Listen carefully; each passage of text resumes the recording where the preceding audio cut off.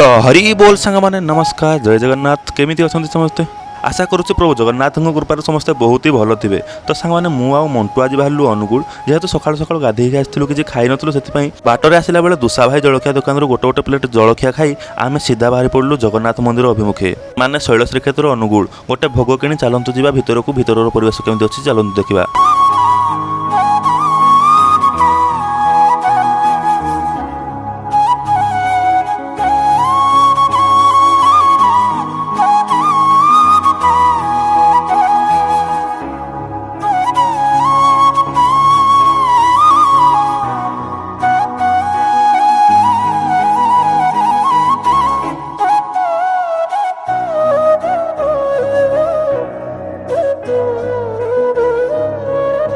तो सांग मैंने जेहेतु मणिमा स्नान पूर्णिमार अत्यधिक स्नान कर मणिमा देह खराब अच्छी तेणु मणिमा अणसर गृह मुह माड़ी शोइछंती तेणु आज आ मणिमा दर्शन हो पारिबो नाही। सेतिपई चलो मंदिर चतुपार्श्व आ मंदिर प्रांगण टिके परिभ्रमण करबा।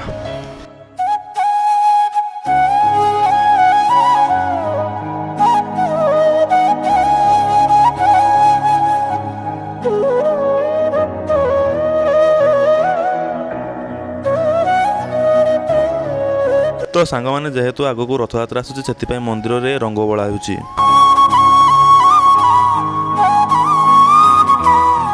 सांग मैंने जेहेतु ये पत्थर उपर मंदिर स्थापन कर मंदिर नाम शैल श्रीक्षेत्र कौन पाई प्रभु श्री जगन्नाथ यह पत्थर उपर विराजमान करछन्ते आपण भर जदि कहीं जानते कमेंट रे निहाती जनइबे। आउ मो वीडियो अनुगुल केते जण देखुछन्ती कमेंट रे निहाती जनइबे। आउ एई होछि प्रभु श्री जगन्नाथ माता सुभद्रा और बड़ भाई श्री बलभद्रଙ୍କ तीन रथ। आउ एई होछि स्नानवेदी आउ यही हूँ कल्पवट। तो सांग मैंने भिडियोटी आपको केमती लगे कमेंट निहाती जन भल लगे गोटे लाइक करेंगे कमेंट करेंगे चैनल नुआ थे सब्सक्राइब करेंगे फेसबुक कि इंस्टाग्राम देखते फॉलो करा जॉइन बोलिए ना देखा फ्रेश भिडियो से पर्यटन नमस्कार जय जगन्नाथ।